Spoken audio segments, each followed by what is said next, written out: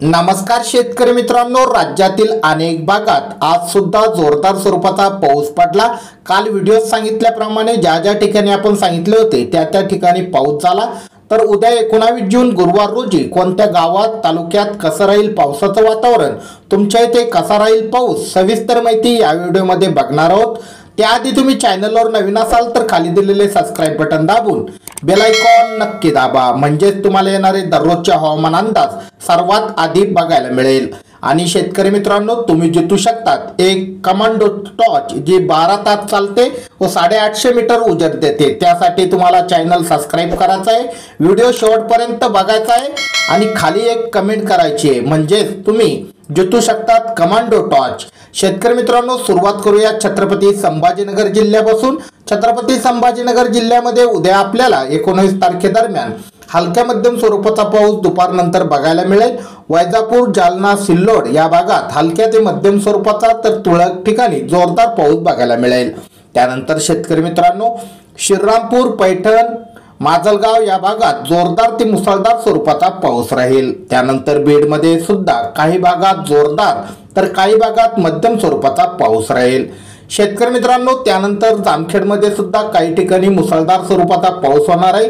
केजच्या काही परिसरामध्ये जोरदार स्वरूपाचा पाऊस राहील तर कुठं हलका पाऊस बघायला मिळेल। त्यानंतर शेतकरी मित्रांनो, करमाळा, बार्शी, पेठ या ठिकाणी सुद्धा हलक्या ते मध्यम स्वरूपाचा तर तुरळक ठिकाणी जोरदार पाऊस बघायला मिळेल। तुळजापूरमध्ये सुद्धा आपल्याला जोरदार स्वरूपाचा पाऊस हा बघायला मिळणार आहे। त्यानंतर सोलापूरमध्ये सुद्धा हलक्या मध्यम स्वरूपाचा तुरळक ठिकाणी जोरदार स्वरूपाचा पाऊस बघायला मिळेल। तर इंदापूर, पंढरपूर या भागात सुद्धा मध्यम ते जोरदार स्वरूपाचा पाऊस काही ठिकाणी राहील। काही ठिकाणी पावसाचा जोर कमी राहील। या ठिकाणी विजासह पाऊस होणार आहे।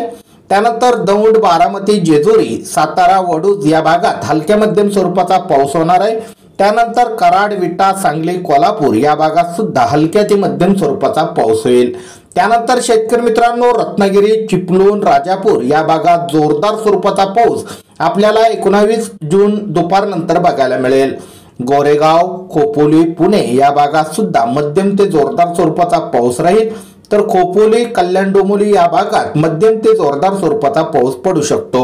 मुंबईच्या काही भागात जोरदार तर काही भागात हलके मध्यम स्वरूपाचा पाऊस राहील।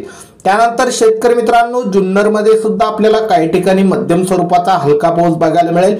तुरळक ठिकाणी जोरदार देखील पाऊस पडू शकतो। त्यानंतर इगतपुरी, वाडा, पालघर या ठिकाणी सुद्धा मध्यम ते जोरदार स्वरूपाचा पाऊस आपल्याला दुपारनंतर बघायला मिळेल।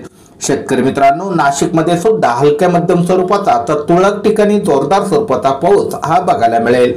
त्यानंतर शेतकरी मित्रांनो, मालेगाव, मनमाड, चाळीसगाव या भागात हलक्या ते मध्यम स्वरूपाचा पाऊस आपल्याला बघायला मिळणार आहे। त्यानंतर जळगाव या ठिकाणी सुद्धा आपल्याला हलका पाऊस व ढगाळ वातावरण बघायला मिळेल। शेतकरी मित्रांनो, दुपारी 5 वाजेनंतर 19 जूनला जालन्यामध्ये पाऊस वाढू शकतो।